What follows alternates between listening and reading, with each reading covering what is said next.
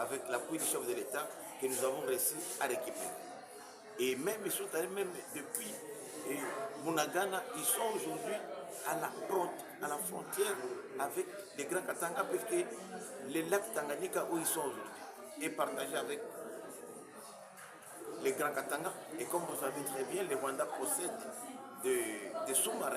Il suffirait seulement que le Rwanda amène ces sous-marins et qu'on les largue dans les lacs Tanganyika. Dans 1 heure, 2 heures, ils se retrouvent à Poeto, à Moba. Donc c'est une situation très grave qui devrait nous préoccuper et qui nous préoccupe aujourd'hui.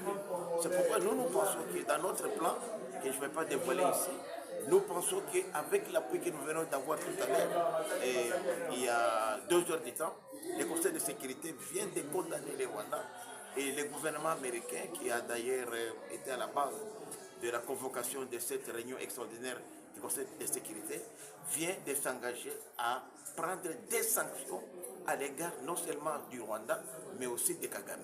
Mais nous, on ne doit pas attendre que les États-Unis passent à l'action. Et dans cette résolution-là, on a même encore renforcé le mandat des Nations Unies, de la mission des Nations Unies au Congo, dont la MONUSCO va désormais retourner dans les espaces aujourd'hui occupés par l'AFC M23, notamment la partie d'Uvira et les autres comme Walungu, où la MONUSCO avait déjà quitté depuis longtemps. Mais nous, on s'est dit, nous ne devons pas nous continuer toujours à subir la guerre au Congo. Et notre plan qui a été soutenu même par le gouvernement américain consiste à ramener la guerre au Rwanda. Puisqu'une fois que nous ramenons la guerre au Rwanda, tous ces militaires rwandais qui errent partout ne vont plus rester chez nous, ils seront obligés de retourner chez eux pour défendre leur pays. Et comme vous le savez, le Rwanda c'est un petit pays.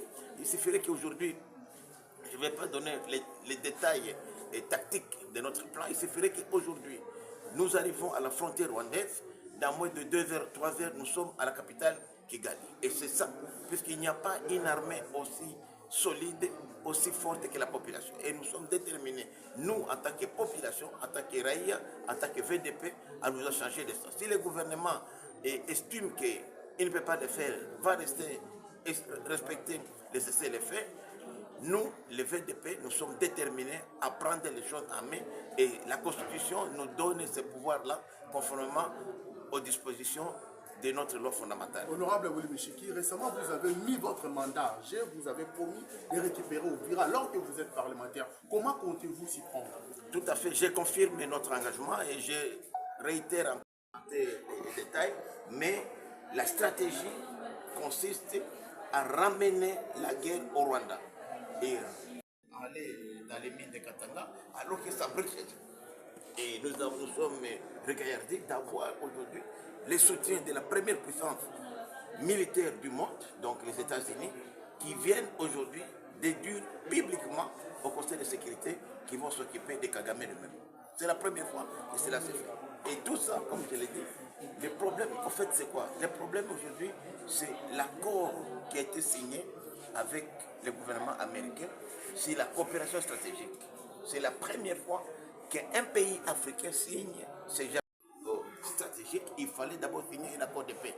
Et là, je félicite le chef de l'État pour avoir été stratège, diplomate, puisque aujourd'hui, à l'unanimité, non seulement les Rwandais étaient condamnés, mais Kagame lui-même. C'est la première fois que cela se passe. Donc nous avons très bien joué nos cartes en quittant Uvira sans combat pour montrer que nous ne sommes pas un État voyou, que nous sommes un État responsable, nous ne sommes pas un État belliqueux et nous continuons toujours à croire qu'il est possible de résoudre ces problèmes politiquement et diplomatiquement. Mais nous, populations, nous sommes libres. Je suis élu du peuple, je ne suis pas membre du gouvernement, donc je peux me battre pour mon pays et la Constitution me donne ce pouvoir-là. Merci beaucoup. Merci beaucoup.